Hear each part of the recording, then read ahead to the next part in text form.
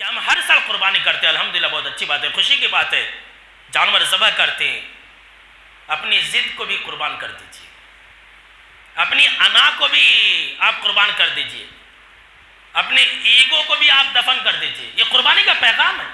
اپنے ضد اور اپنی ہٹ دھرمی، اپنے غم اور غصہ، ان تمام کو آپ ختم کیجئے، قربان کر دیجئے اللہ کے لیے۔ یہ ہے اصل قربانی کا مقصد، یہ ہے اصل قربانی کا پیغام۔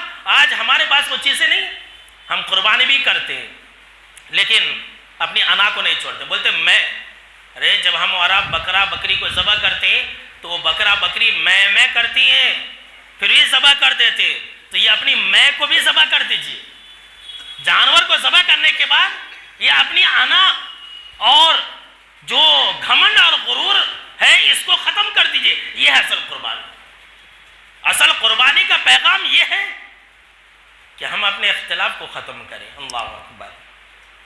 ہر سال قربانی کرتے الحمدللہ، ہر سال آپ جانور کے گلے پر چھری چلاتے، آپ نے اپنے اختلاف کی قربانی دی۔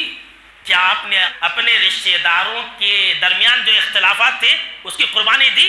بولیے بھائی، یہ اصل پیغام ہے۔ ہم قربانی بھی دیتے ہیں ہر سال، اور کتنے ایسے رشتہ دار بھی ہیں کہ سالوں سے ہماری ان سے بات چیت بھی نہیں ہے، ملاقات بھی نہیں ہے، ہمارا ان سے تعلق نہیں ہے۔ یہ کون سی قربانی ہے؟ میرے دوستو، قربانی کا یہ پیغام ہے کہ ہم اور آپ اپنے اختلافات کی قربانی دیں۔ آج اس کی بہت زیادہ ضرورت ہے۔ انسان ہے، لڑائی جھگڑے ہو جانا، اختلافات کا ہو جانا، یہ کوئی سمجھ لیجیے کہ بری بات نہیں ہے، بڑی بات نہیں ہے۔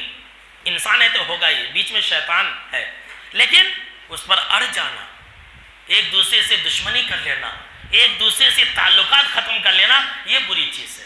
اگر آپ اپنے اختلافات کی قربانی نہیں دیں گے تو آپ کے نیک اعمال بھی قبول نہیں کیے جائیں گے۔ جی ہاں، سن لیجیے، مسلم شریف کی روایت ہے، آپ صلی اللہ تعالیٰ علیہ وسلم نے فرمایا کہ ہر پیر اور جمعرات کے دن جنت کا دروازہ کھولا جاتا ہے، اور ایک روایت کے اندر ہے کہ نیک اعمال ہر پیر کے دن اور جمعرات کے دن چڑھائے جاتے ہیں اوپر اللہ کے پاس۔ تو آپ صلی اللہ تعالیٰ علیہ وسلم نے فرمایا کہ اس دن تمام مومنوں کی مغفرت کر دی جاتی ہے سوائے دو انسان کے۔ سب مسلمانوں کی مغفرت کر دی جاتی ہے سوائے دو لوگوں کی۔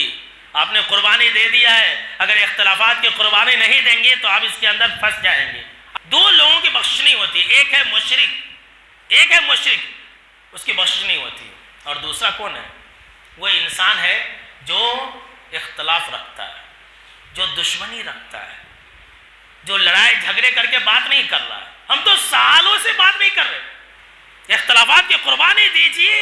جس انسان کے درمیان اختلاف ہوتا ہے اس کی بخشش نہیں ہوتی ہے۔ جو انسان دشمنی رکھتا ہے، اپنے سینے میں بغض اور عداوت رکھتا ہے، اس کی بخشش نہیں ہوتی ہے۔ جب تک کہ یہ اختلاف کرنے والے لوگ اپنے اختلاف سے باز نہیں آتے تب تک مغفرت نہیں ہوتی ہے، بخشش نہیں ہوتی ہے۔